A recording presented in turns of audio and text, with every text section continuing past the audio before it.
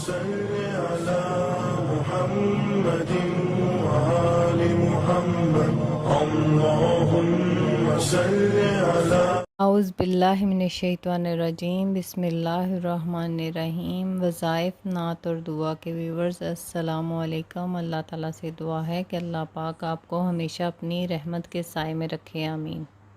بہنوں اور بھائیوں، ہر انسان اللہ کی رحمت کا امیدوار ہے اور وہ چاہتا ہے کہ اللہ کی رحمت اسے ملتی رہے۔ ہر کوئی یہ جانتا ہے کہ انسان اللہ کے فضل و کرم کے سوا کچھ بھی نہیں ہے اور نہ کچھ کر سکتا ہے۔ یہ اللہ کا رحم و کرم ہے کہ اللہ نے انسان کو اپنی نعمتوں سے نوازا ہوا ہے۔ اللہ کی اطاعت کرتے ہیں، اللہ نے ان کو بھی نوازا ہے۔ جو اللہ کی اطاعت نہیں کرتے، اللہ ان کو بھی نوازتا ہے۔ نور بھائیوں، یاد رہے کہ اللہ کی ایک رحمت عام ہے جو سب کے لیے ہے، اور ایک رحمت خاص ہے۔ خاص رحمت اللہ کے خاص بندوں کے لیے ہے۔ اللہ کی اس خاص رحمت کو اپنی طرف کیسے متوجہ کیا جا سکتا ہے، یہ آج ہم آپ کو اس ویڈیو میں بتائیں گے۔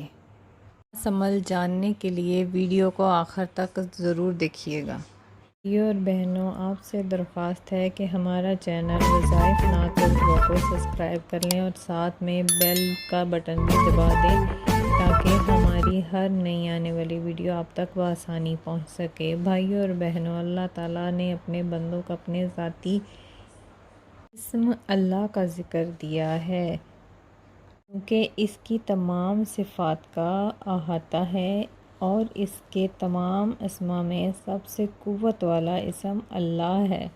یہ اسم اس قدر قوت والا ہے، اگر ترازو کے ایک طرف اسم اللہ رکھ دیا جائے اور دوسری طرف پوری کائنات، جنت، جہنم رکھ دیا جائے تو اسم اللہ والا پلڑا بھاری ہوگا۔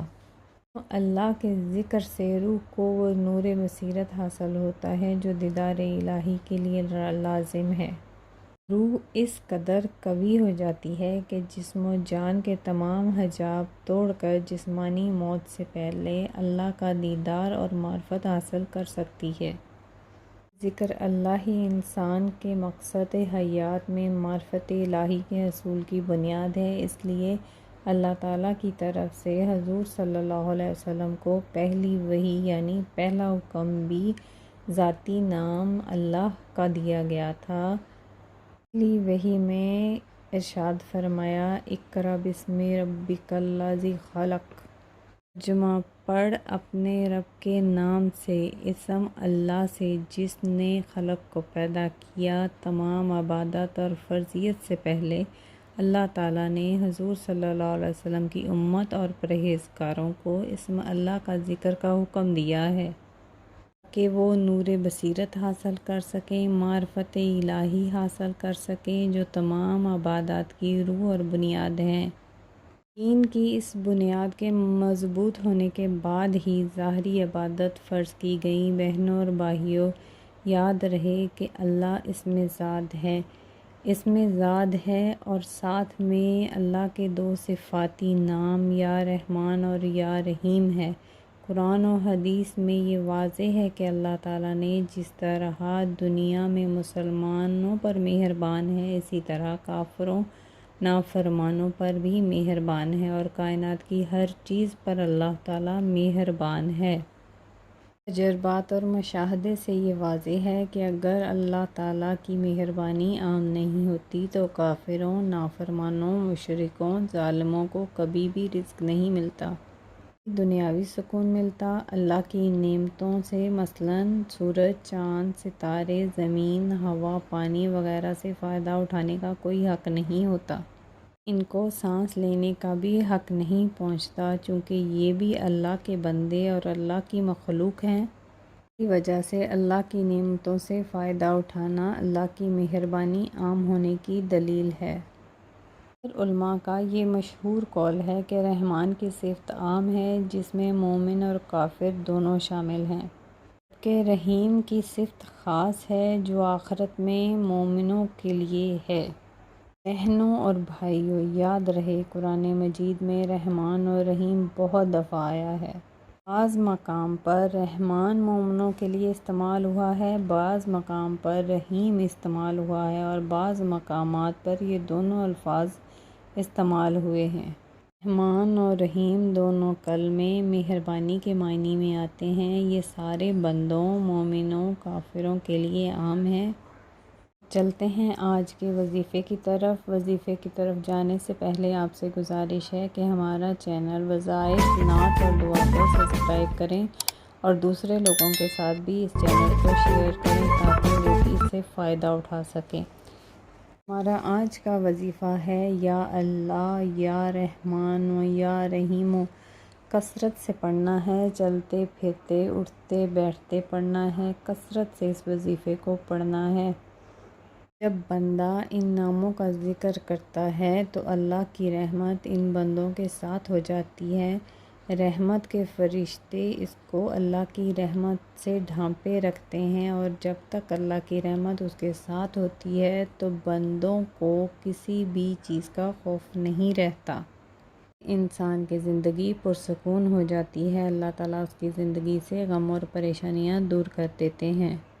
اور جب اللہ کی رحمت بندے کی زندگی سے دور ہو جاتی ہے تو پریشانیاں اس کو گھیر لیتی ہیں، وہ غموں میں مبتلا ہو جاتا ہے۔ اس کے لیے ہر انسان کو چاہیے کہ اللہ تعالیٰ کے ان ناموں کا ورد کرتے رہیں، یا اللہ یا رحمانو، کثرت سے پڑھتے رہیں، اللہ تعالیٰ کی رحمت آپ پر برستی رہے گی۔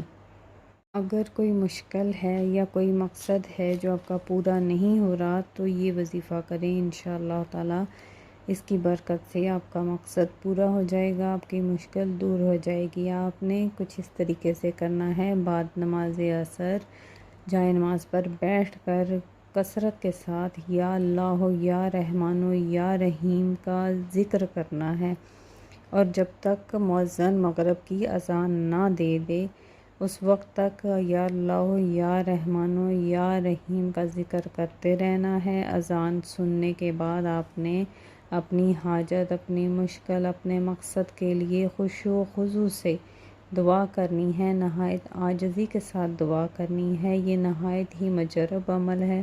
یہ چند دنوں، چند ہفتوں تک یہ آپ عمل کریں گے تو انشاءاللہ آپ کی دلی مراد پوری ہو جائے گی، آپ کی مشکل دور ہو جائے گی، آپ کا مقصد پورا ہو جائے گا۔ کوئی یا اللہ یا رحمان یا رحیموں کو 500 مرتبہ روزانہ پڑھے گا، دولت پائے گا اور اللہ کی مخلوق اس پر مہربان ہوگی۔ کرتی ہوں ہمارا آج کا وظیفہ آپ کو پسند آیا ہوگا۔ ہمارا چینل وظائف، نعت اور دعا کو سبسکرائب کریں، لائک کریں اور دوسرے لوگوں سے بھی شیئر کریں تاکہ وہ بھی اس سے فائدہ اٹھا سکیں۔ آخر میں اللہ تعالیٰ سے دعا ہے کہ اللہ پاک ہم سب کو اپنی رحمت کے سائے میں رکھے، ظاہری، باطنی، روحانی، جسمانی تکلیفوں سے محفوظ رکھے، اپنے علاوہ کسی کا محتاج نہ کرے، آمین یا رب العالمین۔ اور آپ سب کو بادب حرمین طیبین کی حاضری کا شرف عطا فرمائے، دین و دنیا کی بھلائیاں عطا فرمائے، آپ کی تمام جائز حاجات اللہ پاک قبول و منظور فرمائے، آمین یا رب العالمین۔